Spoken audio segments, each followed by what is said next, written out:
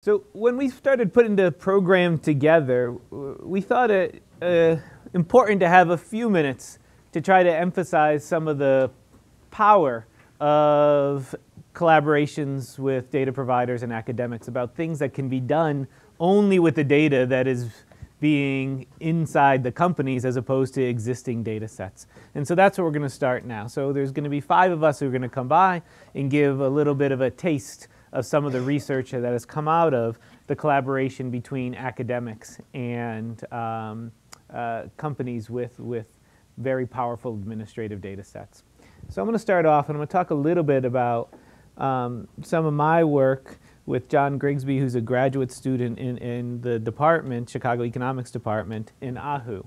So when I approached AHU originally about using the ADP data, one of the things that we talked about, because I think I was on the first side of academic collaboration with ADP, was potentially a collaborative relationship where she would actually be a co-author on the paper. And that provides a little bit of, agency, if you will, from ADP in the product that was being created. And I think if AHU was here, she would also say it was fun for her to do as well.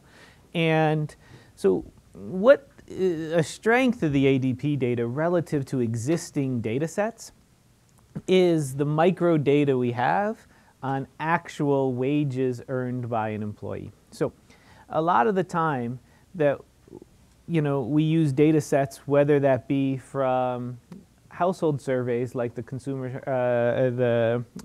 current population survey or the PSID, or even administrative data like tax records, you don't have a good measure of an hourly wage of a worker.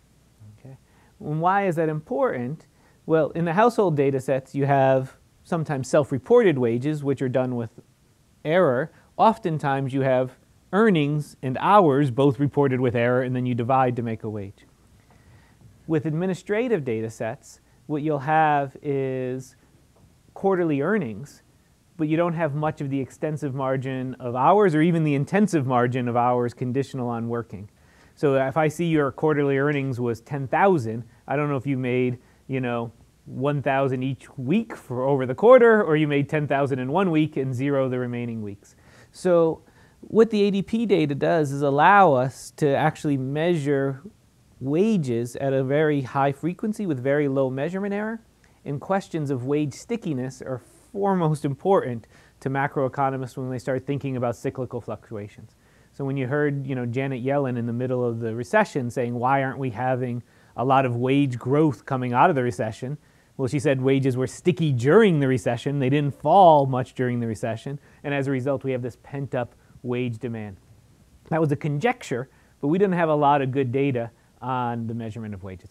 So what we are doing in this paper is a very descriptive component of just how flexible are wages, and do the wage flexibility adjust with business cycle conditions or conditions that affect locations or affect firms, just to get a nature of the flexibility of wages. So AHU talked a little bit about this.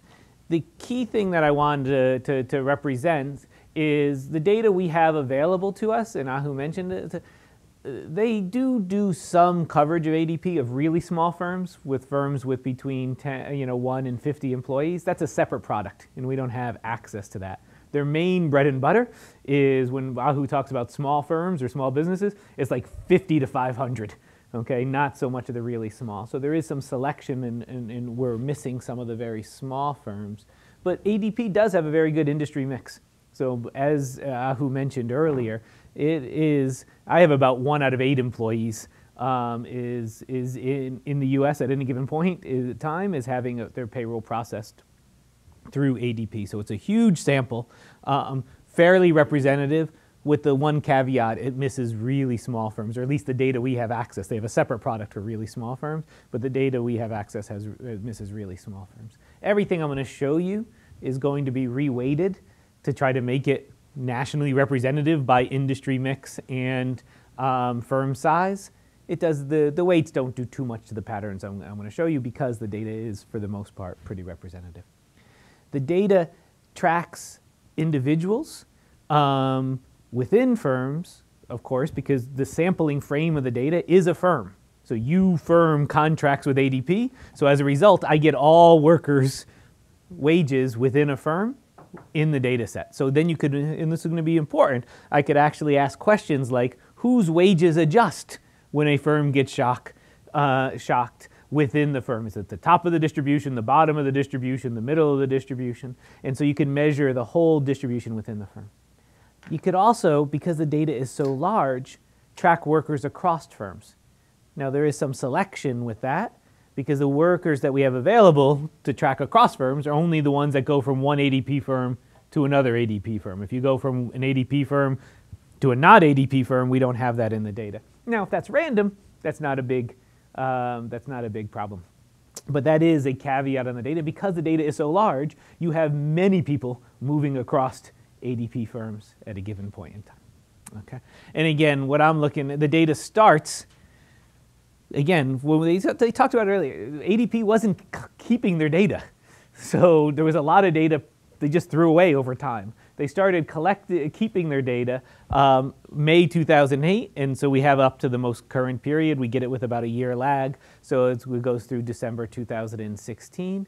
And that does, in a benefiting sense, it does span the Great Recession. So you have at least the beginning parts of the Great Recession and the post-period. You don't have a good pre-period, but you have a post-period. The way we access the data is through a laptop that the ADP provides that only has access to the terminal. It's only a terminal to the ADP data. So then there's a bunch of protocol to get access to the data. So the data is all on the ADP servers, and we could only use the laptops as a portal. Okay, so I've already talked about that. So what is in the data? The way you should think about it is anything that's on a paycheck. So we have hourly wage, we have paycheck amount, benefits paid, taxes paid. We have started playing around with how benefits and bonuses respond to different conditions. It was very topical. People have known I was working on this paper for a little while. And right after the tax cut was initiated a few months ago, I had calls from lots of reporters just asking me, just tell me how many bonuses we're thinking. I only have data through 2016, but they just wanted to see how common were bonuses in response. Okay, so we already talked about this. The data matches pretty well. I think some of this is due to a little bit of some of the selection. So what I'm going to show you here is the dashed lines are ADP wage series. The solid lines are wage series from the CPS for a similarly defined sample. Okay, and what you'll in the bottom set of lines are hourly wage. Only for hourly wage workers. So I'm using the CPS's, ask, are you paid hourly? If so, what is your hourly wage? And then for the top line, I'm looking at all workers, and I'm defining your wage as your annual earnings divided by your annual hours. Okay. And the key thing is the ADP wages are a little bit higher than the CPS wages for a similarly defined sample on average. Not too much, okay? And the trends are very similar overall as well. So again, for the broad, or at least for what I'm taking away, the ADP is fairly representative of the population. To the extent that it doesn't match well, I think it's missing small firms, and small firms tend to have a little bit lower wages, and that's kind of what's making the ADP data a little bit higher on average. Okay. So this is the first picture of the paper, and I think when I show that, this is kind of a striking figure for relative to, kind of where I think the literature is on wage adjustment. So let me tell you what I'm measuring, and I'll tell you why it's striking, and then we'll kind of spend maybe 5 minutes just kind of showing you a couple other pictures. So what I'm measuring here is pooling together my data for anybody who remains on a job over a 12-month period. Okay, so that's what I'm going to call job stayers. I'm going to look at you. Are you on a job continuously for 12 months? And then I'm going to ask what fraction of people got a wage change during that month. And then if so, how much did your wage change? And I'm going to do that for hourly workers. And for hourly workers, I have your hourly wage that's on your paycheck. So about 60% of the ADP sample is paid hourly. And for them, basically what you have is you're paid $6 an hour, $9.30 an hour, etc. And that is what I'm going to use as your measure of wage. It's an administrative data of measure of wage. About 40% of workers are salaried. Many of us in the room will be salaried. And for there, I'm going to use your per period payment amount. So if you're paid weekly, what is your weekly pay amount? If you're paid biweekly, what is your biweekly pay amount? If you're paid monthly, like I am, what is your monthly pay amount? And I'm going to look at changes in your per period payment. And that's going to be on here. So I'm not using hours anywhere in my measures of wage changes. Well, these are all gross. These are all gross. These are all, your nominal statutory wage. So these are all gross. Okay. And then I'm just going to add, and again, nominal is the other part. So I'm not adjusting for inflation either. And the key thing that I want you, and I'm pulling together the data, and I'll show you stuff split by the recession and not recession in a few minutes. But I'm pulling over the data for the complete 2008 to 2016 period. First thing to think about, during a given year, about 30% of continuous workers in both the salaried and hourly sample get no wage change, nominal wage change. About 70% get a nominal wage change. Conditional on getting a nominal wage change, there are no nominal wage cuts, or essentially no nominal wage cuts in the data.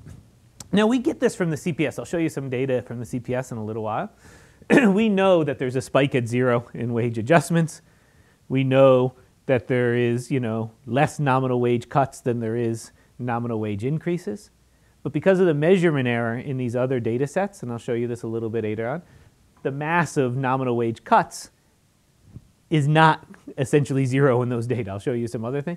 So the key thing, we know that there is nominal wage stickiness, but the fraction of workers who actually get a nominal wage cut from the ADP data is much smaller than we'd get from household data sets or from other payroll tax records. Why? Because we're just not measuring the wage correctly, and as a result, the measurement error is just creating more dispersion than is actually in the underlying data. Here's the distribution of all workers. I'm pulling together those two pictures. In the paper, I break out things between hourly and salary often, but they're not really that different in many dimensions. But you could see that during an annual basis, when I said 0, it's not exactly 0. It's about 2% of workers are getting a nominal wage cut during a given year. There's variation across firm size and industry in the extent to which wages adjust. So what I'm showing you here is the fraction of workers who get a nominal wage change. Okay, could be up or down. Again, since there's very little downs, it's almost all ups. And what you could see, again, I don't have great coverage here, but even for 50 and above, there seems to be a positive gradient between the size of the firm and the frequency with which they adjust the wages of their workers. So big firms, about 80% of the workers get a wage increase, or it's almost all increase during a period given a year. And for about 500 workers, to 50 to 500, it's about 63%. Okay. There is also variation across industry, where manufacturing is much more likely to get a nominal wage change during a year than you would in some other of these service type industries. In the paper, I could actually try to estimate age or size and industry effects, conditional on other things like worker age, worker weight, initial level, etc. And these effects still come in. Particularly the size effects is a pretty robust feature of the data. Some of the variation in industries is basically due to variation in size. So there is a size effects in wage adjustment. So Erik, yeah. For salary, how do you handle people that are salespeople that might get a commission, and then the commission may not be paid in the period earned, but in, like maybe it's an aggregation of a quarter? Yeah, so the way the data comes, so this is your base wage. If they chart it as part of your base payment and it moves from time to time, that'll be a wage adjustment. Okay. If they treat it as a bonus, that is a separate category, and the bonus is going to be in a separate category, and that is a different thing that we're not analyzing here. When we take a look at it, there's about, I would say, 8% of workers that were getting these irregular payments in a given type of year. And the problem is they are not consistently measured across firms, so sometimes they could be things like actual commission. Other times they could be end-of-year bonuses. We did see a spike in these measures in December and January and February, which tends to correspond to when annual bonuses might be paid. But also meal reimbursements is another thing, and sometimes they get lumped into this bonus category. So I haven't done much of that in this. So to the extent that that varies across some of these industries, that could be in the background as well. So this is just basically your kind of, your statutory contract rate. For example, car salesman. So Yep. when there's a recession, car sales are down. So he's still getting his base Yep. pay, but he's not getting Exactly. So that part of thing, we look, we're trying to unpack now the cyclicality of these bonuses. It's just far more noisily measured than this thing. So this is the first part of state dependence. We do a lot more in the paper than this, but I figured this figure shows pretty much the points I want to talk about. So this is going to be, again, annual wage change, month over month. So December, did you receive a wage change between December of 2008 and December of 2009, et cetera? And it's just a rolling period. And why I showed you nominal wage cuts are very rare in most periods, okay, about 2%. During the recession, about 6% of workers received a nominal wage cut. So this variable that we were thinking about as being in our macro models, often in many of our macro models, is just a random fraction of us. Maybe it's 10%, maybe it's 3%, maybe 2% get a wage cut. The problem is it's just not a constant number. When we go into recessions, that number goes up much more. And for salaried workers, if I broke this out between salary and hourly, about 8% of salary workers got a nominal wage cut during the recession, conditional on staying on their job. Yeah, what do we got, Rachel? So you had mentioned earlier that the ADP data allows you to see people as they leave one firm and Yes. go to another. Yes. So are all of the data that you're showing us people who are staying in the same Yeah, so job? everything I've shown you so far is job stayers. In the paper, we also look at job switchers. And job switchers change wages almost 100% Well, of the time. that's Yeah, what yeah. my initial thought was Yeah. how many of these Yeah. people are able And to so- maintain their wage level. So Yeah, so if we were going to go, for macro models, we care about that as well. So we make a measure of total wage flexibility, including the job switchers, and you get much more flexibility in the world because the job switcher, almost all the job switchers, and job switchers get lots of nominal wage cuts. So there is a, if you leave a job, sometimes you go work for a job with a much lower wage. It's still skewed positive, but you have a large mass below zero. But everything I'm showing you now is for the job stayers. Here's just another kind of scatter plot using regional variation during the Great Recession. And just ask, what is the probability you get a nominal wage change and a probability you get a nominal wage cut? Those are on the y-axis. And then the x-axis is some measure of local economic activity. In this case, it's going to be just the decline in houses prices, all of this during the recession. Okay, so you should think of, I'm only using the 2008 to 2010 part of our data and throwing out the other part. And you could just see the places that had really bad recessions, or at least bad house price declines, were much more likely to get nominal wage cuts, and were much less likely to get nominal wage increases. So you're seeing some of that state dependence in wage adjustment. And the large size of the ADP data helps facilitate some of these types of experiments. Okay. Here's stuff. Again, I have a picture that's closer to the kind of patterns that Steve has made in some of his other papers, but now I'm just going to look at growing firms and shrinking firms. So I'm going to define a growing firm as a firm that added 10% of employment during the year. A shrinking firm is a firm that lost 10% of employment during the year, and everything else is going to just call neutral. And just ask, what is the fraction of nominal wage declines, nominal wage changes, and I actually measured extreme wage changes in the firm. And the key thing, and I broke this out by recession and non-recession years. And shrinking firms are always more likely to cut nominal wages. They're more likely to do so in recessions than non-recessions. Okay? And I should scale by the size of the shrinking at some point to kind of put these in even more similar units. But the point that I wanted to make, even shrinking firms are still raising a large amount of wages for some of their workers in there. So you're starting to see this within firm heterogeneity to the extent to which wage adjustments are taking place. Here is just who gets a wage increase over time based upon where you are in your within industry wage distribution. So I took every worker, I put them into industry bins, and then I ranked them from top to bottom and asked where you were in the industry bin, and asked what is the probability that you're going to get a wage increase over the pooled sample years. I could also do this for recessions. I could do this for non-recessions. I could do this in response to shocks.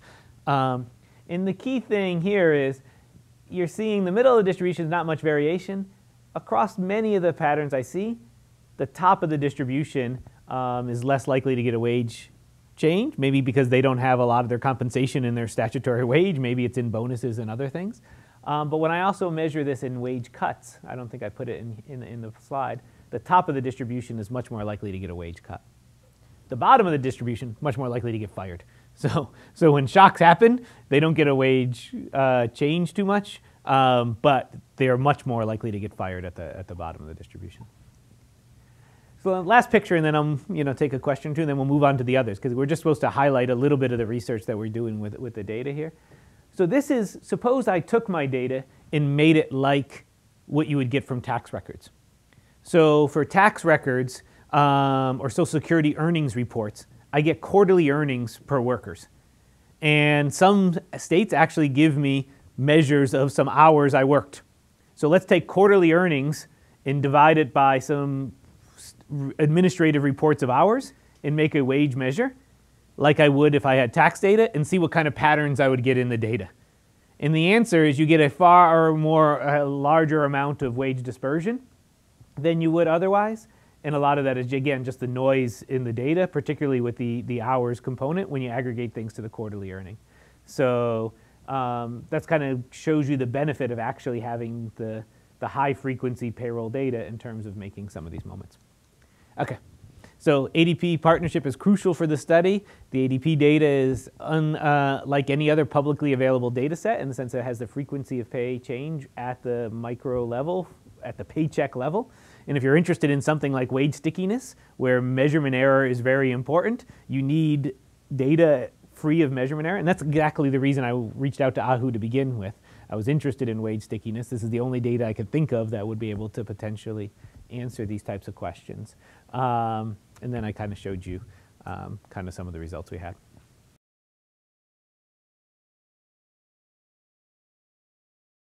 Okay, yeah, good morning, everyone.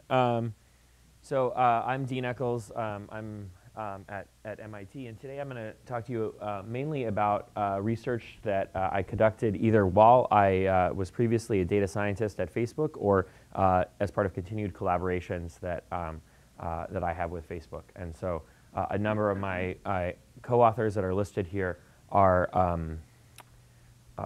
people who spend some time at Facebook as well. And so the setting that that I'm interested in is one where we're trying to sort of learn about a product that is networked in some way. And so a lot of the fundamental questions in that setting are about how different people who are using the product are affecting each other and how some broader ecosystem functions. And so I'm going to give three examples of randomized experiments that were informative about that ecosystem, and maybe also, in the process provided some value internally for decision makers, and then also answered some social scientific questions or provided some methodological clarification for academics as well.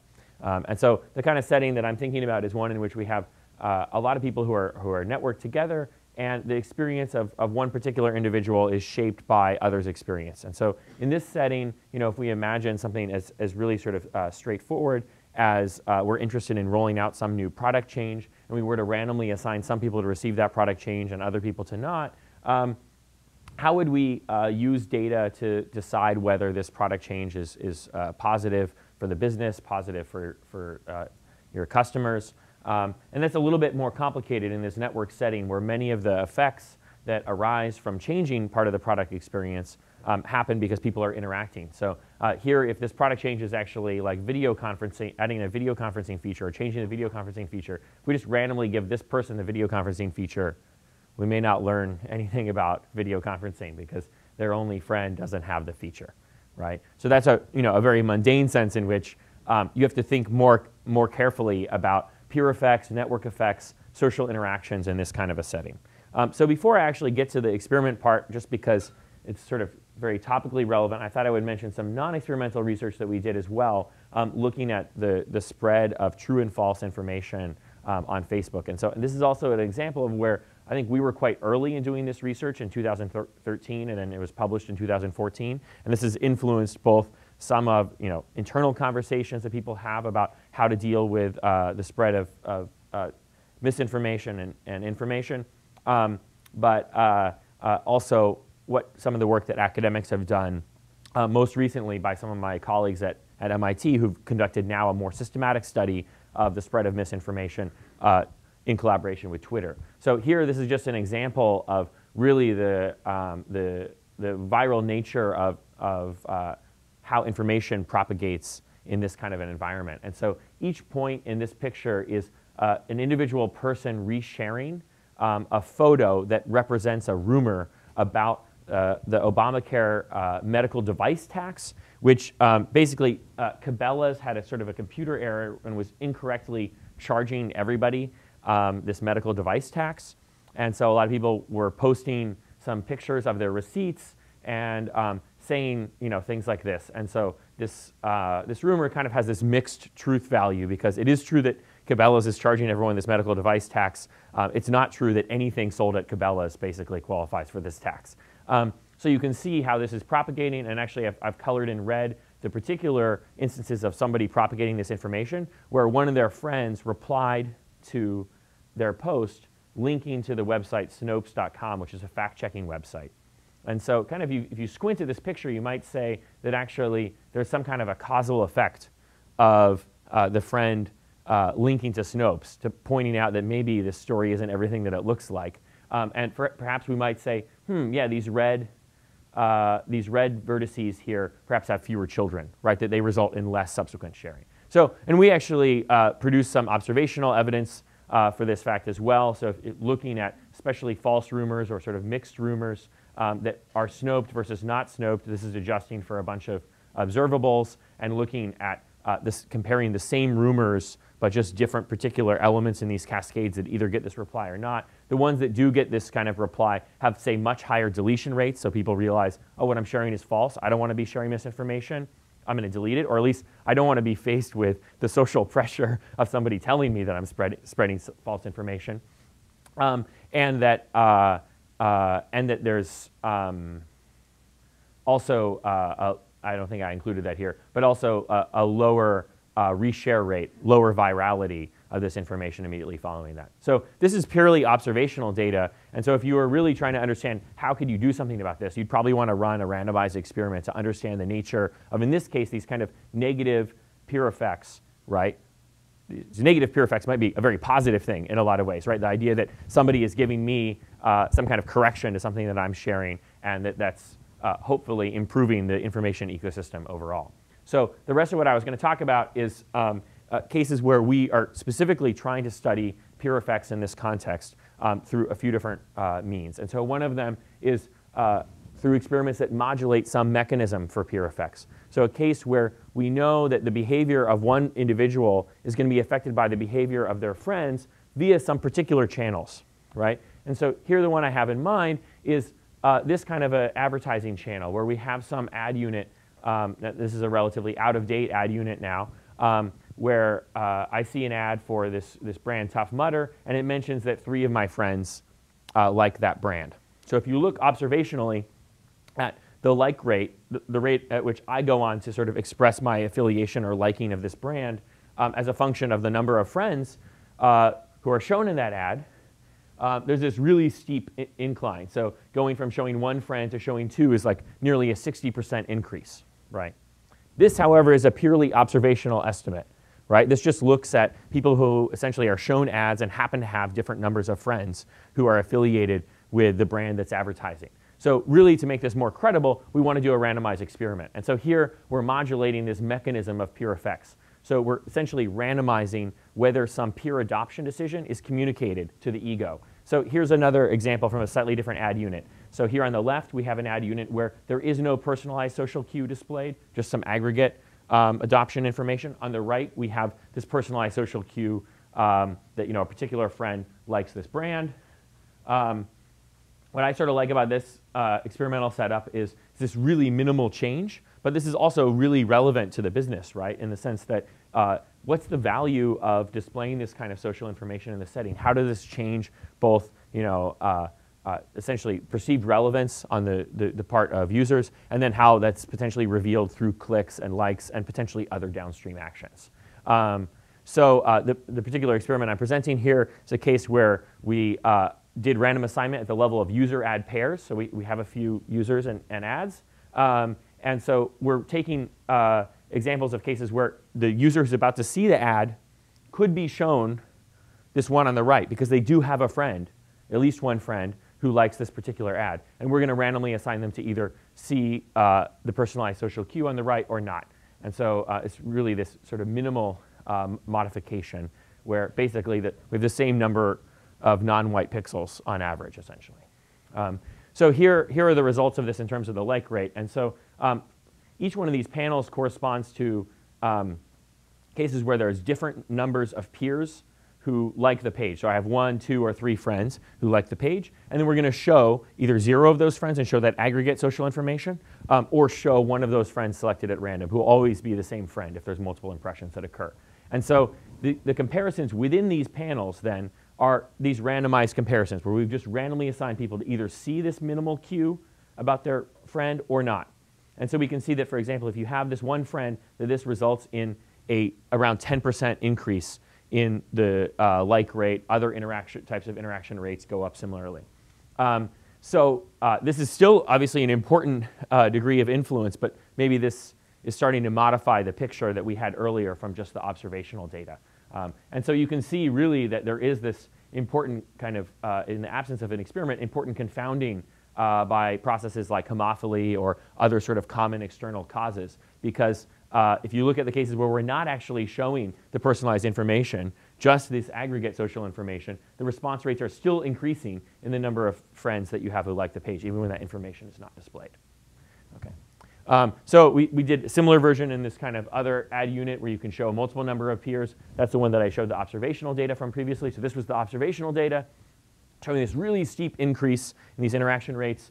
That's the experimental data, right, where we look just at the case where you actually have 3 friends who like this page, and we're showing either all of them, just 2 of them, or 1 of them in the ad. And so social influence is still playing a role here, but perhaps this modifies the picture to understand how much of the effectiveness of social advertising is driven by targeting, essentially because social targeting allows you to target latent characteristics of individuals by looking at their peers, and how much of it is actually driven by influence. And so this really kind of revised the picture a bit for Facebook and was informative for the broader literature on social influence, because in some ways, especially that first experiment with that really minimal modification of that social cue is perhaps some of the most credible research about the effects of social information about peer adoption decisions. Okay. So another setting that we did an experiment is sort of in the broader feedback cycles in the ecosystem of Facebook. So there's certainly a lot of reasons to believe that not only there are peer effects or network effects in adoption of communication technologies like Facebook, but in their continued use, in people's decisions to continue to, say, broadcast things to their friends on a platform may depend on these complex sort of feedback processes. So we were interested in basically looking at how the amount of feedback I receive from peers. For example, I might post a photo of my trip to Chicago, and some of my friends might comment on that, or that they might like that. How does that affect my continued conversation with them, both around that post? Do I then give them more feedback, essentially more rewards for for the content they're producing? And do I create and share more content in the future, right? So these kinds of virtuous cycles are supposed to be critical to the continued adoption and growth of these sorts of platforms. And so in order to study this, we're going to use this particular fact that here I'm displaying the same post, this is by my co-author, Eitan. And on the left, there's already some feedback that this post has received. So a couple of people liked it, somebody shared it, Eitan commented on his own post. And we've also expanded this box here where you can write a comment, right? Whereas on the right, we've collapsed that information. So all that information is there. If somebody clicks on this unit, this whole thing would pop out. If they click comment, this whole thing would pop out, and their cursor would go inside of the comment box. So it's actually the same number of clicks to comment, same number of clicks to like, but things are a bit more salient on the left, and the click targets are larger, right? Because this is a larger click target than just this right here. Okay, so by modulating how somebody's content is displayed, this will affect how much feedback they receive in a small way. And so for this experiment, we're going to do a randomization of this kind, where let's consider some particular focal individual. And so we're going to randomly assign them to conditions that control how their content is displayed to their peers, and thus modulate how much feedback they're going to receive from their peers. Other people can be in other randomizations. And so, in fact, this modulation does actually cause people to receive differing amounts of feedback. So for the econometricians in the room, this is our first stage. One of the things that's nice here is that, I guess I didn't include that in this slide, but this is a case where big data helps us, even though we're not necessarily working high dimensionally, because here I think the partial r squared for this first stage is somewhere around, it's like 10 to the negative 5. Our F statistic for the first stage is over 500. So this allows us to use this really minimal encouragement, this really minimal change to how much feedback people are receiving, but we still have power to detect what are the potentially quite large effects in the second stage. And so essentially what we're doing here is we have these different experimental conditions where we've randomly assigned people to have their post displayed in this slightly different way. This causes them to receive different amounts of feedback. So these experimental conditions, each point here is an experimental condition, differ on how much feedback people are receiving. That's our first stage. And then this is, in turn, is affecting other things that we care about, like how much they go on to post new content, right? So this, again, for the econometricians, this is a grouped instrumental variables plot, or sort of just visual instrumental variables. When you do instrumental variables, all you're doing is running a regression, kind of like fitting this line. We do something slightly more sophisticated, but essentially these are our estimates. So that overall, we find that if people receive 10% more feedback, they produce about 1% more likes given to other people, 1% more comments given to other people, and slightly less than 1% more posts, essentially repeating the behavior that they were being rewarded for previously.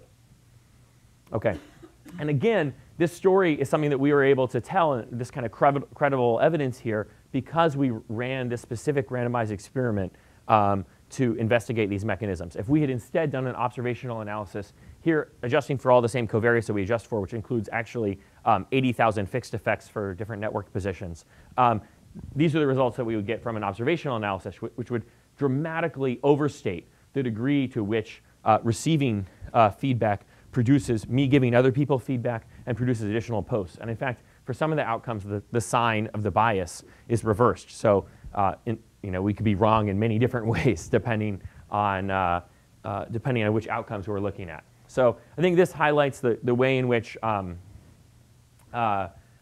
you can design these what we would call a peer encouragement design, these sort of small nudges to individuals' behavior as a way of investigating the broader process in some ecosystem. And so you can see how this, and especially versions of this that would dig into heterogeneous effects, would be useful for decision makers inside of the firm, but they also help us understand the broader processes by which these kinds of technologies are adopted and compete in the market. How am I doing on time? This is I've been going for 16 minutes. Is that true? Or? Okay. Okay. Cool. So I just want to conclude, given that I sort of emphasized, that running randomized experiments helps us to get credible evidence about a lot of these effects, whether we're trying to make decisions within the company or trying to reach scientific conclusions. What do you do when you can't run a randomized experiment? And so I think certainly the toolkit that economists would generally lean on is one in which they're afraid of assuming selection on observables. And so you try to find some random variation, or you pretend that fixed effects isn't also selection on observables. But here in these settings, we increasingly have a lot of observables. So maybe we actually could do pretty well just trying to adjust for observables in the absence of an experiment. So one of the things we try to do to provide value to the broader community in terms of methodological evaluations is to take a case where we have a randomized experiment that identifies peer effects and say, what if we didn't have that randomized experiment? That is, to do a Lalonde type exercise where we create a constructed observational study. So our original experiment modulated a mechanism of peer effects in media sharing. So in particular, basically, we randomly assigned I guess maybe that slide disappeared. We randomly assigned, oh, there it is. Okay. We randomly assigned some user URL pairs such that if that user was going to see that URL in Newsfeed, that wouldn't happen. So essentially, we introduced some additional non-determinism in Newsfeed. So that allowed us to identify the peer effects in exposure to particular links in Newsfeed. And so the experimental results from that show that essentially comparing this feed and no feed exposure in the case of, say, just a single friend sharing a particular URL and you either being exposed to that or being randomly assigned to not be exposed to that, that you're 6.8 times as likely to propagate that content. Yep. So how did you get access to the data? What is it? So we're kind of focused now about this collaboration. So Yep. could you, in your last 2 minutes, talk a little bit about that? Yeah. Yeah. So, I mean, for during my PhD and for 3 years after my PhD, I was an employee of Facebook. And so a lot of this research was conducted during that time. Following that, I continued to collaborate with some of my colleagues at Facebook and continuing to work with them on some topics as well. So I think, considering some of the broader context of, the degree to which all this is sort of proceduralized, this is much more sort of one-off collaboration agreements, because obviously here I'm not just talking about some kind of standard data set that everyone is looking at. Part of what I think the power of big data is for getting at social scientific questions is also through allowing us to run randomized experiments at scale. And so obviously that requires very close collaboration between the firm and academic researchers. Yeah. Yeah, well, so maybe some of that is clear in the advertising setting. So clearly, you might want to think about how to optimize the display of social information in that setting. And so in part of it that I didn't show you, we also investigate the heterogeneity of those effects by things like tie strength. And so you can actually optimize who you might show in a particular ad. If I have multiple friends who are affiliated with a brand, which of those friends should I be showing in some limited space? So that's a clear example of that. But more broadly, actually just understanding the degree to which the effectiveness of social advertising is driven by homophily and targeting effects, essentially, versus by social influence effects would be important for things like resource allocation, like how much effort should we be putting into thinking about the targeting aspects of this versus thinking about exactly how we display this information. It also is relevant for various other things. I mean, at the time that we conducted that study, Facebook was subject to a class action lawsuit that basically said that, was arguing that Facebook didn't have the right to show these names alongside these ads. And so certainly you could imagine that then the results of that experiment were relevant for deciding how much, if that lawsuit were to win, if the plaintiffs were to win, what the cost would be to the business, et cetera. So that's one way that that's relevant. There's also a framework to this. I think a lot of Silicon Valley style firms have adopted where, as you said, there's no static data set like Nielsen has that would be broadly relevant to a wide set of users. So instead, you guys, Uber, a long time ago, Yahoo, MSR, have all set up these engagements where you can go in and collaborate with academics. And so instead of giving you a static database, what they do is let you come in and do something internal to the firm. You run interventions on the platform, and you're allowed to publish results based on the findings. Uber's got about a dozen of these papers ongoing with academics from all over. Yeah, for sure. A little bit less, but there's been a bunch of them. And I mean, I don't know that that's true. I think Facebook has way more collaborations with academics than any other internet firm. Well, there you go. Yeah, so in terms of social science academics, I it's think. More like a model Yeah. here. It doesn't have to be a static data set. There can also be this paradigm of bringing academics in and partnering with them to work on one-off studies, but there's a regular one-off study. And I would say just on this final bit that I was talking about, one of the benefits of this idea of trying to evaluate how well would observational methods have worked in the absence of experiments was to help inform academics who might be doing important research in this area. So for people who can't necessarily intervene in these settings, how credible is that work? And so firms like Facebook would benefit from academics being able to do credible research in that area. And so it's important to provide some kind of evaluation when we can of whether that works. And so I'll just jump to that really quickly, which is essentially we did this Lalonde type exercise where we compared observational estimators with the experimental estimators. This didn't come out that great, but essentially we have this experimental estimate that basically there's this relative risk of like 6.8. People are 6.8 more times likely to share a particular bit of information if they are exposed to their friends sharing it. If you just do sort of a naive analysis, not adjusting for anything, you're off by like 320%. You say that they're 30 times as likely. Whereas actually, if you do a high dimensional adjustment for over 3,000 different variables, then you're able to recover the experimental estimates. And so part of the value for Facebook in producing this is to encourage academics to kind of step up in their use of this large-scale data to do valid observational causal inference, and to suggest that, hey, selection on observables may work when you have some really high-dimensional data.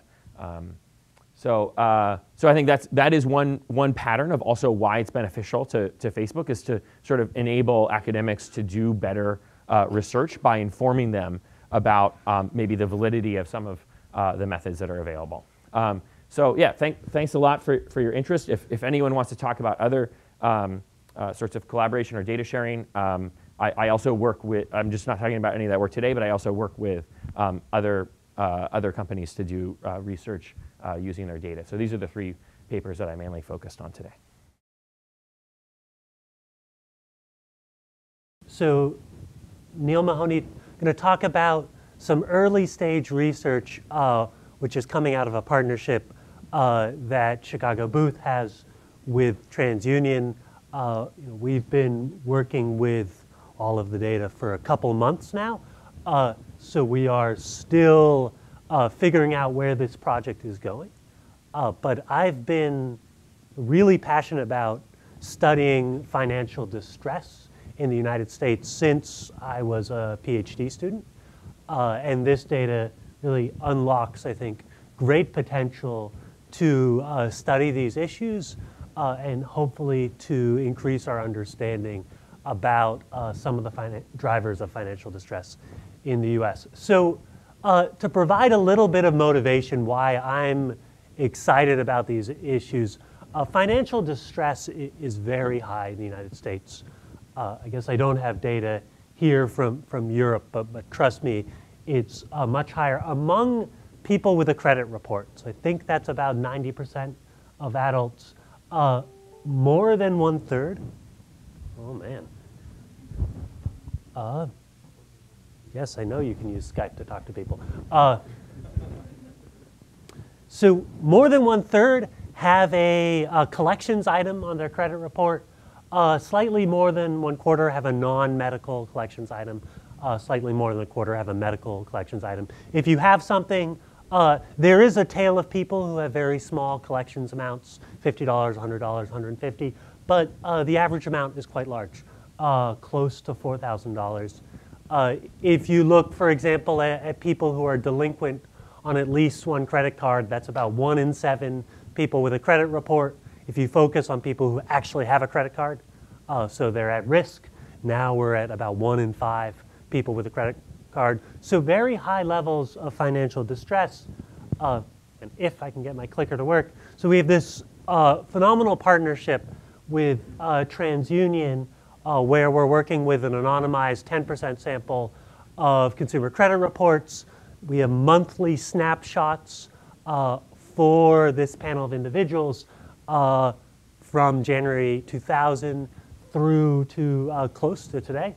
And if you haven't worked with credit bureau data has individual level attributes. So for example, average credit or total credit card balances across all cards, a zip code, a credit score, the Vantage score, which is jointly produced by the 3 credit bureaus, age and some other information. We also have detailed account level information. So what's the credit limit and the balance on a given credit card?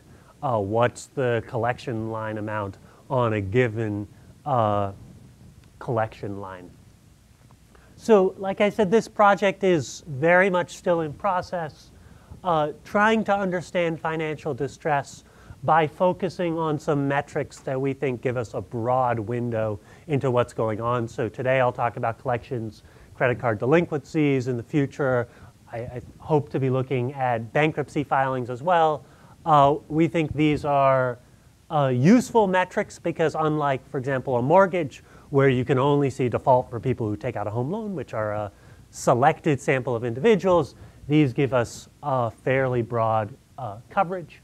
And today I'll talk about two sets of facts which I think robustly emerge from the data. One is large persistent geographic differences in financial distress, which have been documented to some extent before. And then I'm going to show you the results of a movers analysis, which I'll describe in detail, which allows us to think about some of the determinants of these geographic patterns. I'll conclude by telling you a little bit about how these results are shaping my thinking about what drives financial distress in the US. So these persistent financial or geographic differences, so here's a map, a heat map, with the fraction of people with at least one debt in collections. And what shows up in this map, and the next map I'm going to show you many other maps I've looked at, is there's this big divide between the upper Midwest and the deep South and Texas in terms of this measure of financial distress. Outcomes are almost twice as bad in the South. And this might remind you of maps that you've seen Raj Chetty produce about intergenerational mobility and other outcomes. There seems to be, things are not working as well in the Deep South as they are in the area around Minneapolis, Wisconsin, even, I guess, Chicago. So here's a similar map for people who have one credit card that is more than 30 days past due. So they're delinquent on one credit card. Similar pattern, similar proportional difference between the upper Midwest and the Deep South and Texas. And something which I think is important to point out is that these differences are not just a feature of economic conditions today, but that they've been stable over the last, so this is a figure showing the rank correlation. So I take every commuting zone, I plot its rank in 2001, I plot its rank in 2015, and you see there's a very strong rank correlation. So obviously levels of distress change over the business cycle, but places that tend to do better in good times and bad times, and the same for places that tend to have worse outcomes. Okay, so what I want to spend, let's say, 7 minutes talking about is a movers analysis, and I think this is a research design which is becoming more frequently used in economics, but I think still isn't familiar to many people. So I'll spend some time talking about it conceptually. So let me start with the question that a movers design answers. So something you might want to know, I think a question which will give us some insight, is to what extent do these geographic differences reflect differences in the people who live in the Deep South versus the upper Midwest, differences in their levels of wealth. Right? Wealth allows you, if you have a negative shock, to pay off your debt. Differences in human capital, which allow you to get a job if you need extra income. Other person-specific factors, financial literacy, sophistication, to manage debt collectors and all these issues. Other person-specific factors, preferences around taking risk, around default, around debt aversion. To what extent do these differences reflect differences in the people who live in different parts of the country versus differences in the place? So the supply of credit provided by local banks, state laws, which impact wage garnishment, bankruptcy, many other factors, local economic conditions that we know vary a lot geographically. And so by teasing apart the importance of person versus place, it's going to teach us about some of the underlying causes behind these geographic differences. So one way to tease apart these factors is to conduct a movers analysis. So conceptually, think about somebody who lives in Minneapolis where they have good outcomes, moves to Atlanta where there's more financial distress. If financial distress is determined by place, state laws, supply of credit, legal traditions which make it easier or harder to declare bankruptcy, then when someone moves, their outcomes should converge to outcomes in the place they moved.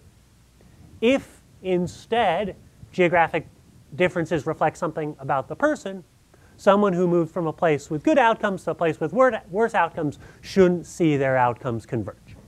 And so that's what we're going to do with a movers analysis, except we're not only going to look at people who move from Minneapolis to Atlanta, but we're going to look at every single move across commuting zone. So these are, think of it as a city, in the United States during our time period.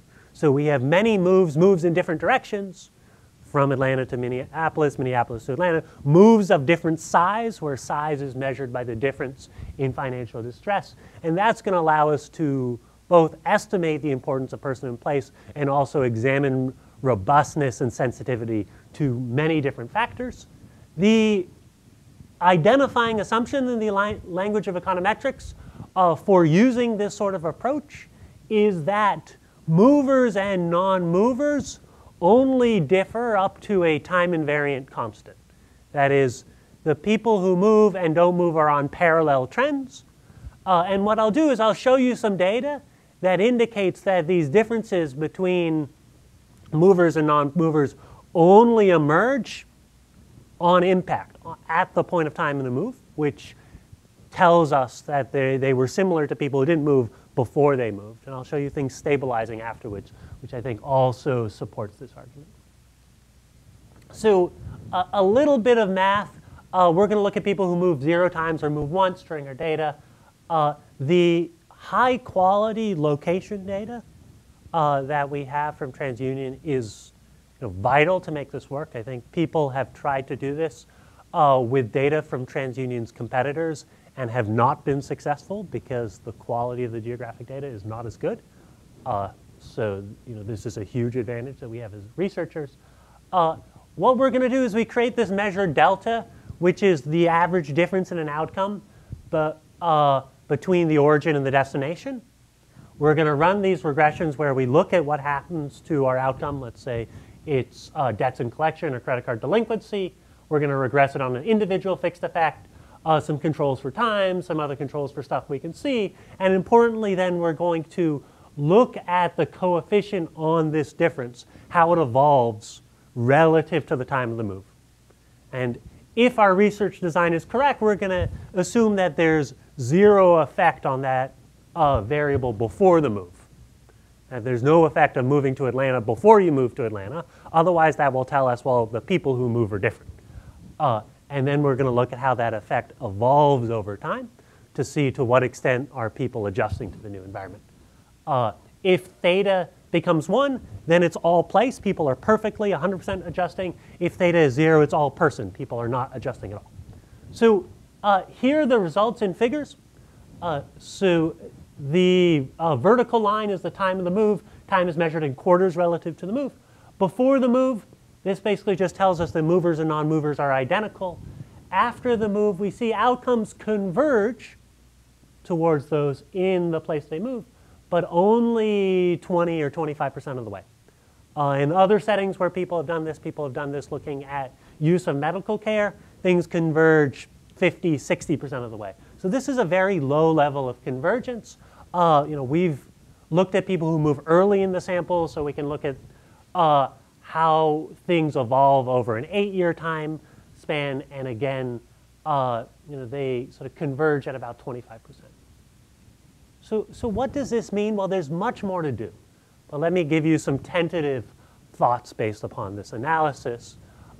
One is the small place space component, the fact that people do not seem to transition to the outcomes in the place they move indicates a limited role of place-specific factors in determining financial distress. The credit supply, state laws, local economic conditions together seem like less than 25% of the story, which is not what I would have expected going into this. On the other hand, right, these results suggest that persistent individual characteristics are really important. That someone who moved from Minneapolis, wherever you take them, is going to have good outcomes. Why would that be the place? Why would that be the case? Well, I don't know for sure, but it suggests things like an important role for financial literacy or for risk preferences, for human capital driving these differences. And I guess I'll end with a fairly pessimistic note. What that's made me think is that there's relatively few quick wins from a policy perspective. Right? If everything was going on, if the results were largely driven by differences in state laws or differences in local economic conditions, well, those are things we sort of know how to adjust. If the differences are driven by things like human capital or financial literacy, that's a much more uphill battle from a policy perspective. And so, suggests that, we need to think maybe more holistically about people in terms of investments in their capabilities if we want to change financial outcomes. So that's where we are with this project. Would not have been possible without really high quality data from TransUnion, where we see a large number of people, so we can look at all these moves, where their location is tracked reliably, and where we have this really rich outcome data to understand what's driving financial distress. My name is Paolina Medina, and I am an assistant professor of finance at Texas A&M. The project I'm going to talk about is also in the context of household finance. It is the result of a field experiment with a personal finance management app in Brazil. So let me start by pointing out that the idea that we can influence consumer behavior without significantly changing economic incentives has been growing in popularity in policy and business circles around the world. As you probably all know, in the US, in the UK, in Australia, the so-called nudge units have precisely been given the task to use the insights from behavioral economics to influence consumer decisions. Be it in the form of commitment devices, be it in the form of changes in the default options, or simply in the form of information provision, nudges have proven to be quite effective at influencing consumer behavior. Among these, I think some of the most popular type of nudges are the ones that we can call informational nudges that are precisely based on information provision. And part of the popularity arises on the one hand from the view that from an individual decision-making perspective, more information can do no harm. And on the other hand, the popularity also comes because these informational nudges have proven to be actually quite effective. And by the way, interrupt me at any time with questions or comments. They have proven to be quite effective in a variety of settings. In the context of consumer finance alone, we know that if we remind individuals about their future financial needs, they will be more likely to make deposits in a commitment savings account. If we remind individuals about an upcoming debt obligation, the increases in the repayment rates can be as large as decreases of 25% in the cost of capital. Similarly, if we remind individuals about the existence of overdraft fees in their checking accounts, they will be less likely to incur this type of overdraft fees. But while we know a lot about the effectiveness of nudges, it seems like we know very little about their efficiency. Could it be that by nudging an individual to pay more attention to one specific task, we may be crowding out attention from other specific tasks? Could it be that by nudging an individual to save more in an illiquid account, they may be more likely to face an emergency by incurring a more expensive type of debt? Well, this project is precisely going to focus on studying these trade-offs that may arise from informational nudges in the context of consumer finance. And I'm going to do that by means of a randomized intervention with this personal finance management platform, in which we're going to send reminders to individuals to pay their credit card bill on time. Such a simple intervention, reminding individuals to pay their credit card bills on time. But what we're going to do is that we're not only going to see what is going on in the credit card domain, but we're going to exploit the availability of the data of these financial management platforms to see what is going on in other domains of the portfolio of a household. Specifically, we're going to study what's happening in the overdraft domain, which in Brazil is actually a very popular source of credit.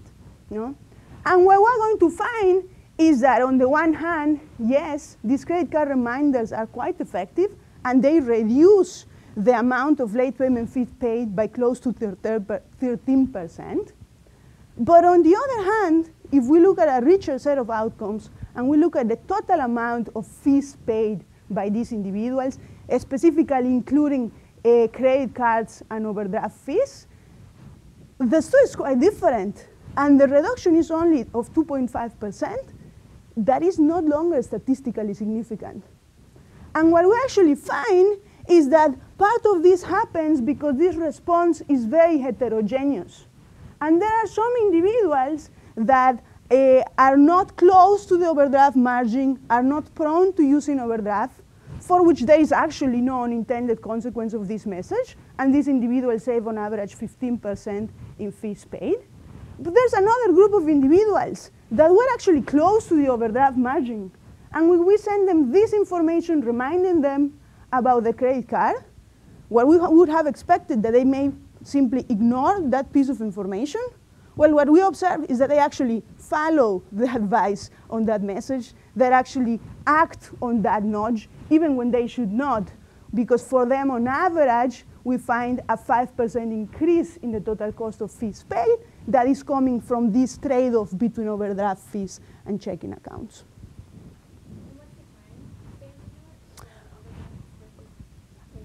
That's a great question.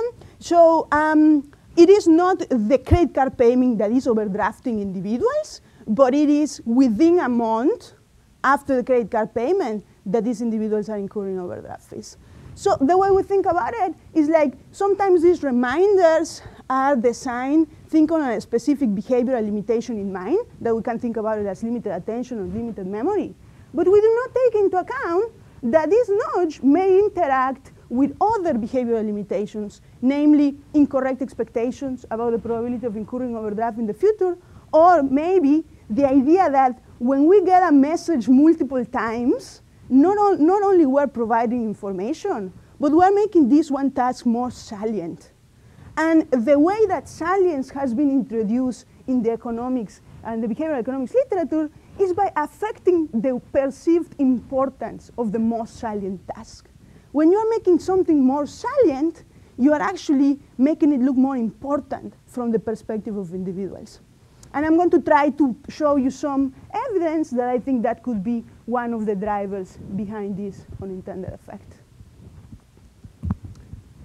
So yeah, just not to spend all that much time in this theoretical part, but the idea is, as I was just mentioning, that salience can be one of the stories behind. More broadly speaking, I think that this paper is going to talk to us about the interaction of a nudge that is designed with a very specific behavioral bias in mind, that can be limited attention and limited memory, that may interact with other types of behavioral biases. And which is exactly what I'm saying here. So let me actually tell you a little bit about the data and the partner company. So the partner company for this project is a personal finance management platform in Brazil. They started operations in 2014. They have grown a lot since then.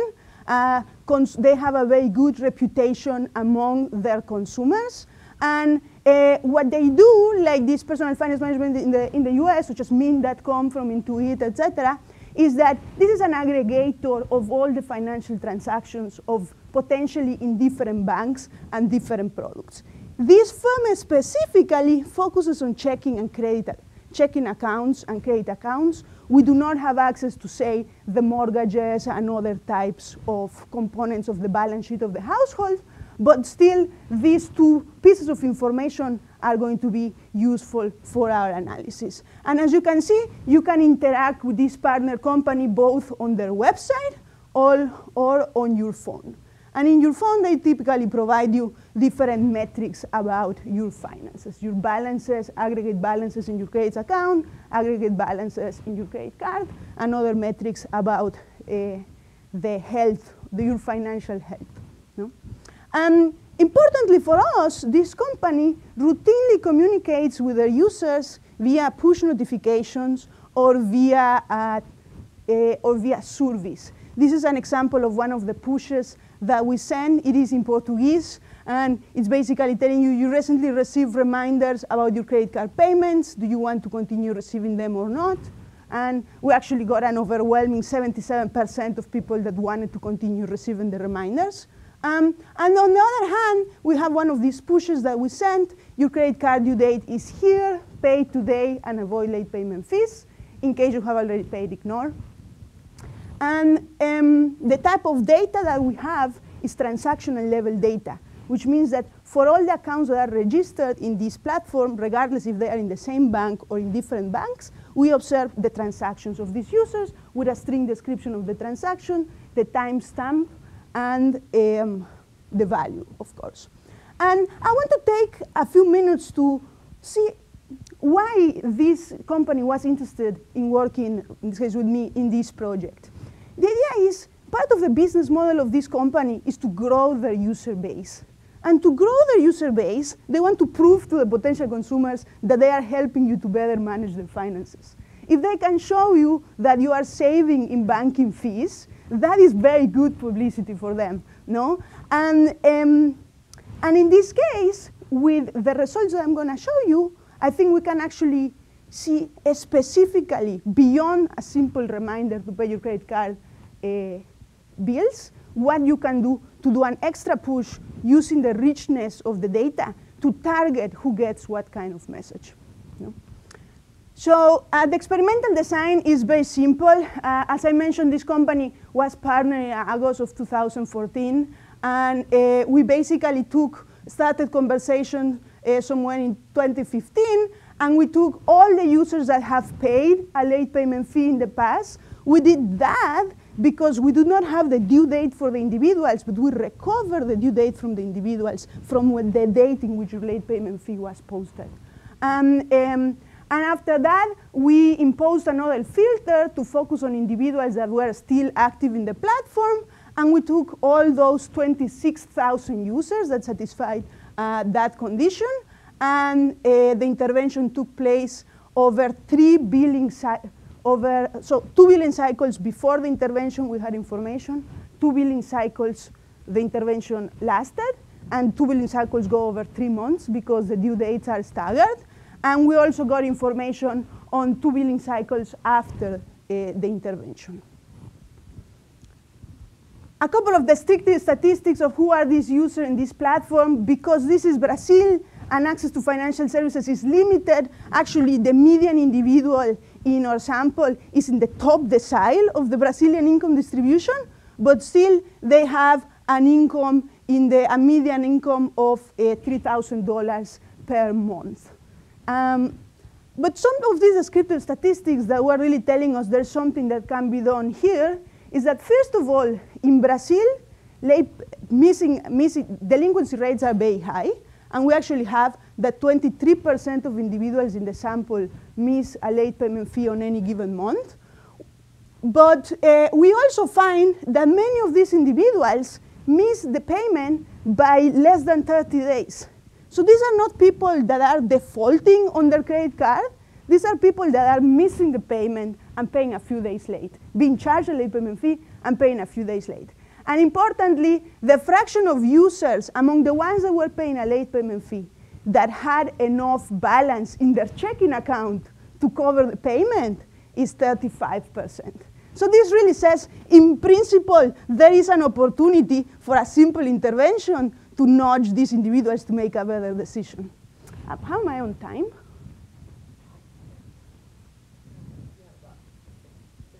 OK, good.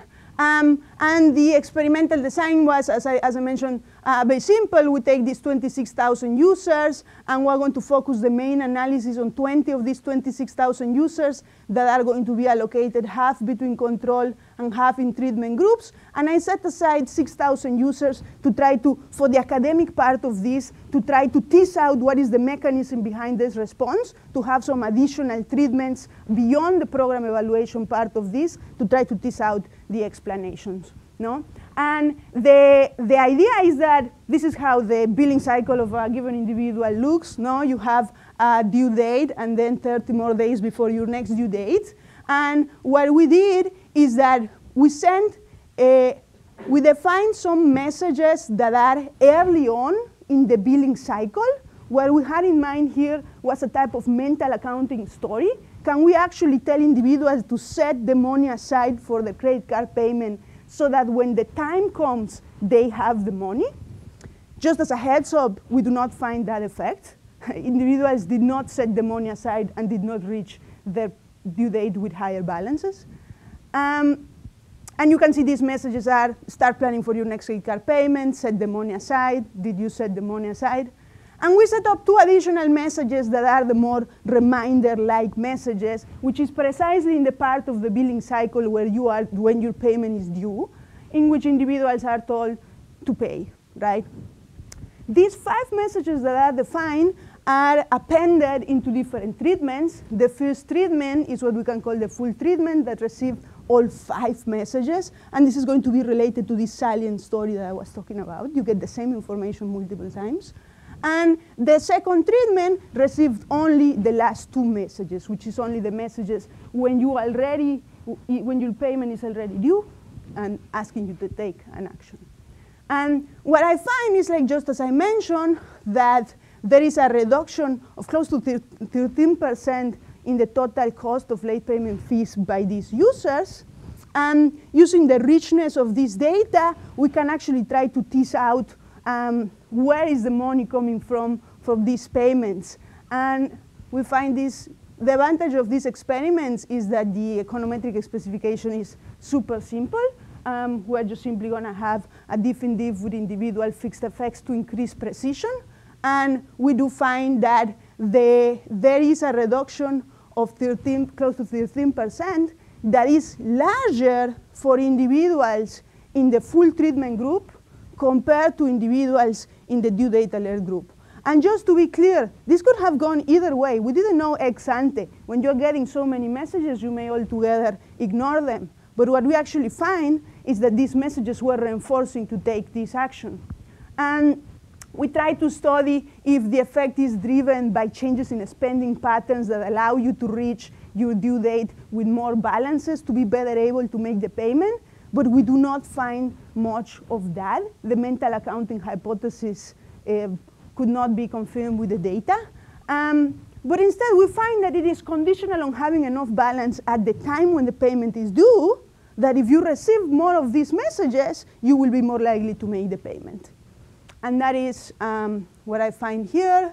We can see for different spending categories if there is a change in spending patterns or not. Instead, the treatment effect is contingent on available liquidity. Even if I look whether you typically have enough balance by the time of your due date, who's responding, and it is the people that have enough balance. And on the other hand, what the treatment did do is that it led to an increase in login activity. But not to go into that much detail, on this, but what I want to do is talk a little bit more about this overall effectiveness that I already told you a little bit, which is kind of like the change in the typical story. Maybe some papers will stop there with what I show you. The reminders to pay your credit card worked significantly, no? But what we did is we actually looked a little bit more of what's going on in these other domains of the portfolio of the household. And we find that if we take the total cost of contingent fees paid, defined according to the data availability, which is basically checking account fees for overdraft and credit card fees, we find that, yeah, there is a reduction in the value of total fees paid, but this reduction is no longer significant. So this big win, there was a 13% reduction in total cost of fees paid, is a little bit mitigated by this, by overdraft fees. And specifically, from the perspective of this company, if you want to design a better product, it would be good to know if you can identify who is overreacting to some extent to these messages. And to that end, I think there are potentially 2 different approaches, maybe more, but at least these 2. One that can be data-driven, that can be identified using these machine learning methods to calculate heterogeneous treatment effects and really pin down what is the subpopulation that has the most positive or the most negative effect from this intervention. Or it could be based on the institutional setting. In the Brazilian setting, the institutional setting is giving us already a very strong hint that is related with overdraft fees. Overdraft fees are very persistent over time. Conditional in the control group paying overdraft during the baseline period, in the control group, the probability of paying overdraft during the treatment period is 70%. So what this is telling you, it's really the same people that are always paying overdraft. So this leads to a very natural improvement over the natural way in which we would move on to these nudging operations. No? And this natural way is to simply segment your sample by that one characteristic that puts you at risk, that puts you close to a certain margin where there could be an overreaction. And what we find is that just that one that is based on the institutional setting is very effective, because we find that for individuals that have paid overdraft at baseline, the intervention led to a 15% increase in the total fees paid. But for individuals that have not paid overdraft at baseline, the intervention led to a 15% decrease in the total fees paid. So very naturally, this is telling you, you wanted to send reminders. Again, this very innocent intervention, send reminders for individuals to pay their credit card bill on time. That's fine. They will pay the credit card bill on time. But maybe you want to segment who's getting that message and who's getting a different message. No? To that end, we think that even the softest type of nudge, when interacted with some other behavioral bias, can lead to these trade-offs on unobserved outcomes. And an optimal policy design should take into account the heterogeneities in consumer response. In this particular setting, if we were to rerun the treatment and send the messages only to those that are far from the overdraft margin, only to those that did not pay overdraft in the past, the results from the intervention would have more than doubled from this 2.5%. If we had sent the messages only to the other group, we would have had more than 5% reduction in the total cost of fees paid. And I think that this setting, it seemed to me like a good example of how, by doing an academic research, you can actually give this company something that is very usable for them in the daily operations. We want to increase our user base. We want to show our consumers that we can reduce the total fees that they pay, and we can do it with some evidence from intervention like this one. Thank you so much for having me. This is joint. I'm going to present a snippet of a project that's a joint work with Peter Ganong, who's also at the University of Chicago. So in 2009, when a major housing crisis led to record foreclosures and left millions of borrowers underwater on their mortgage, so owing more on their mortgage than their home was worth, there was a vigorous policy debate about how best to help these struggling borrowers with the goals of supporting their consumption and reducing their defaults. And as this quote from Tim Geithner shows, the government was primarily debating between two different types of interventions. The first was to focus on borrower solvency by permanently forgiving mortgage debt. The second was to focus on borrower liquidity by temporarily reducing mortgage payments. Now, to date, there's been no consensus in the academic literature between these two types of interventions. And indeed, there have been both theoretical and empirical reasons to support each type of policy. This normative policy debate hinges on an underlying economic question about the relative effectiveness of short versus long-term debt obligations. So for default, the key question is, why are borrowers defaulting on their mortgage? Is it that they don't have the cash to make the payments in the short term? Or are they taking into consideration their long-term debt obligations relative to the value of their house, what's known as strategic default? For consumption, the key question is, do borrowers have a large consumption response or a marginal propensity to consume out of changes in their long-term debt obligations? Now, previously there's been a wide literature that examines the effect of debt reductions that mix both short and long-term payment reductions. And this literature consistently and convincingly shows that debt obligations matter. Reducing payments leads to increases in consumption and reductions in default. However, to answer these underlying economic questions and to inform the policy debate about liquidity versus solvency-based policy interventions, what we need to do is to separately identify the effect of short versus long-term payment reductions. And that's exactly what we do in this paper by leveraging policy variation and using some corporate data. Okay, so we exploit a natural experiment in a mortgage modification program by the government for struggling borrowers. And borrowers in this program received two different types of mortgage modifications, two different ways that their mortgages were restructured. So the first group received primarily a temporary payment reduction. It was achieved mostly by temporarily reducing the interest rate. There's a second group that received exactly the same short-term payment reduction, but in addition received an average of $70,000 in permanent mortgage principal forgiveness. This additional principal reduction reduced their long-term obligations and improved their home equity position.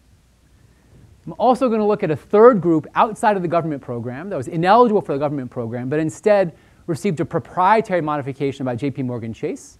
And this group received a much larger immediate payment reduction. So by comparing the first two groups, we can isolate the effect of long-term payment reductions, controlling for short-term payments. By comparing the first and the third group, we can isolate the effect of deeper short-term payment reductions. Separately identifying the effect of short versus long-term payments is the central empirical contribution to this paper. So to do this, we match borrowers their individual level bank account records with Chase and credit bureau records from TransUnion.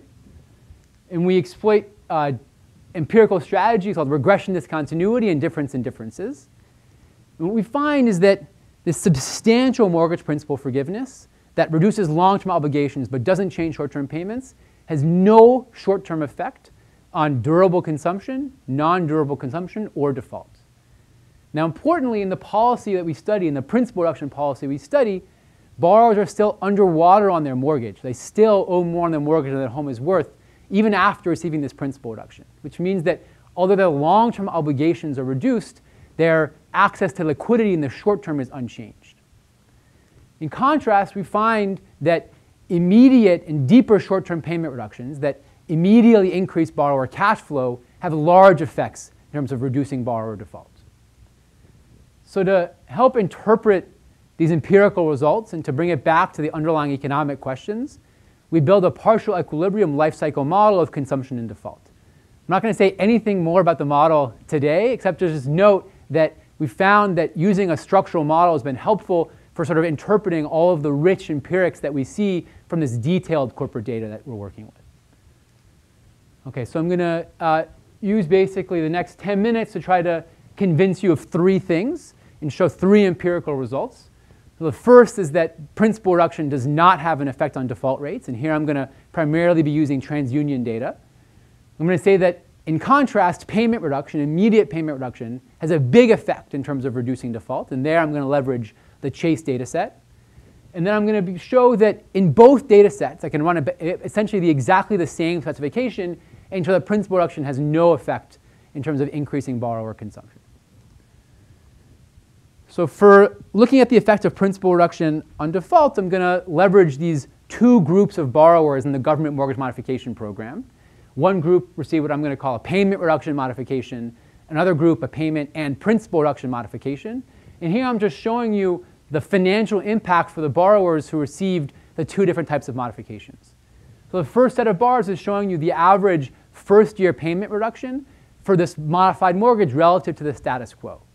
And what you see is it's exactly identical. By design, these two modifications helped reduce payments in the short term by exactly the same. In contrast, the group in black who received these principal reduction modifications received about $70,000 of additional principal reduction.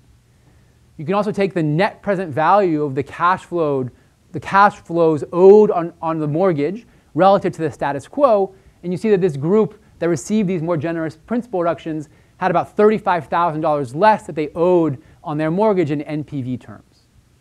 Now, the government wanted to subsidize these more generous modifications and spent about $20,000 to subsidize the black modifications relative to the blue ones. So by comparing borrowers in these two groups, we're going to be able to see whether the government's $20,000 or reducing principal by $70,000 actually has any effect in terms of actually helping borrowers reduce their defaults or increase their consumption. So to do this, I'm going to start from a data perspective with a public data file that the government puts out from every borrower in the government program. We have loan terms, borrower characteristics, and importantly, we have a net present value calculation that was used to bucket borrowers in between these two programs. I'm not going to go into much detail, but just that's a cutoff rule that I'm going to exploit. We match borrowers in this program to their individual level credit bureau records with TransUnion. So we have monthly account level data for 5 years. So we're going to be able to look at mortgage delinquency and foreclosures. And we're going to use the credit bureau data to back out proxies for spending. So we're going to look at for a proxy for durable spending. We're going to look at instances of new auto loans. We can see when a new auto loan shows up on the credit bureau report, indicating that the household has bought a car. We have a proxy for non-durable spending by looking at credit card expenditures. With monthly account level data, you have the balance every month as well as the payment made. You can back out a version of credit card spending. Okay, so what do we do? I'm going to show you basically one picture that shows the result here. So here on the left, I'm showing you on the y-axis is the share of borrowers receiving these principal reduction modifications. And on the x-axis is just this cutoff rule that I'm not going to go into much detail. But basically, you see that on the right of the cutoff, the share of borrowers that receive these much more generous modifications jumps by 41 percentage points. So what we do is we're going to compare borrowers on either side of the cutoff that are similar on every other dimension, but are treated substantially differently by the program. And we're going to use that to estimate the effect of these deep principal reductions on borrower outcomes. So here, I'm showing you the main outcome, which is the default rate. So what we see is that although borrowers to the right of the cutoff are receiving these much more generous principal reductions, default is completely smooth through the cutoff. So the conclusion is that long-term obligations have no effect, at least in this sample, on borrower default rates. So if borrowers aren't being responsive to their long-term obligations, it's indicating that they're not acting according to kind of the strategic default story, that what's going on with default must be more of a cash flow story. Okay, so here, in the second, I'm going to try to convince you that payment reduction, which directly affects borrower cash flow, has a large effect in terms of reducing borrower default rates. So to do this, I'm going to exploit an eligibility cutoff in the government program where some borrowers are ineligible for the program, and for these borrowers, servicers develop their own proprietary modification programs. I'm going to focus on a program that was developed by JPMorgan Chase, but Fannie Mae, Freddie Mac had essentially identical programs that received hit about half of the borrowers in this space. And the important thing about these alternative private sector modifications is that they targeted immediate payment reduction. So instead of thinking that what we needed to do is reduce borrowers' mortgage principal, reduce their long-term obligations, they thought the most important thing was to immediately reduce borrower monthly payments. And they did this primarily by extending mortgage maturities. So by extending the mortgage maturity, you're reducing payments now relative to the status quo, but you're actually increasing payments in the future, such that the net present value of the payments that you owe is effectively unchanged, but you have very, very deep immediate payment reductions. So as I said, we're going to exploit a cutoff rule in the way the borrowers are assigned between this proprietary modification with deep payment reductions and the HAMP modification with less deep, and the government modification with less deep payment reductions. And I just want to emphasize again that this is going to be the opposite experiment of the one I just showed you. The first result I showed was what happens if you reduce borrowers' long-term obligations, reduce their mortgage principal, but don't change their short-term payment at all. And here I'm going to show you what happens when you dramatically reduce their short-term payments, but because you're doing it with a maturity extension, you don't actually change the present value of their long-term obligations. Okay, so to do this, we're going to exploit JPMorgan Chase bank account records. So Deanna talked about this in the first session. So the full data set here has the universe of transaction records from Chase's 60 million checking and credit account customers. So for this project, we look at mortgage, credit card, and checking accounts from every household that received a modification where their mortgage was serviced by JP Morgan Chase. So we start with about 450,000 mortgages in our analysis sample. Okay, so here I'm going to show you again the one key picture for the result here. So this time on the left-hand side, I'm showing you the change in the monthly mortgage payment from receiving one of these two types of modifications. And the x-axis is just a cutoff rule that's used to allocate borrowers between these two programs. Basically, if you're above 31% payment to income ratio, you're eligible for the government program, and so you're receiving one of these government modifications. If you're below, you're ineligible for the government program, and you're receiving one of these proprietary modifications that's substantially more generous in terms of reducing your payments in the short term. Are these all like Fannie, Freddie? Are they, they're not the whole range from jumbo to, right? So you also did something to homogenize the sample, I think? So two things. First, in the specific sample I'm showing you here, it's specifically non-GSE mortgages. So it's not Fannie and Freddie. We've done exactly the same thing with the Fannie and Freddie loans that Chase services, and you get the same result as well. So this result holds across the distribution of types of mortgages. Okay, so this is basically showing you that on one side, really big immediate payment reductions. On the other side, you don't get them. What happens to outcomes? So here, again on the y-axis, I'm showing you the default rate. And what you see is that there's a sharp jump in the default rate, where on the left, for the borrowers that got these really big payment reductions, a much lower default rate than on the right, where the borrowers received much less generous payment reductions. You also see that the shape of default inherits the shape of payment reduction, right? So out here, you have slightly more payment reduction, you have lower default rates. So this is empirical result number 2 that I wanted to show, which is that immediate payment reductions do have a large effect in terms of reducing borrower default rates, which means that sort of default is very responsive to short-term borrower cash flows. Okay, so now empirical result number 3, which is that principal reduction does not increase consumption. So here I'm going to show you we can do the exact same design both in the TransUnion records and in Chase. And I'm going to show a difference in difference where I'm just going to plot the path of credit card spending for borrowers in both of these two modification groups. So here I'm back to thinking about the government program where one group got principal reduction and one group only got a short-term payment reduction. And I'm plotting in black is the pattern of spending for the households who receive these generous principal reductions. In blue is the group that only got these short-term payment reductions. And I'm showing you their monthly credit card spending every month before they receive these modifications. And here's what happens after the modifications.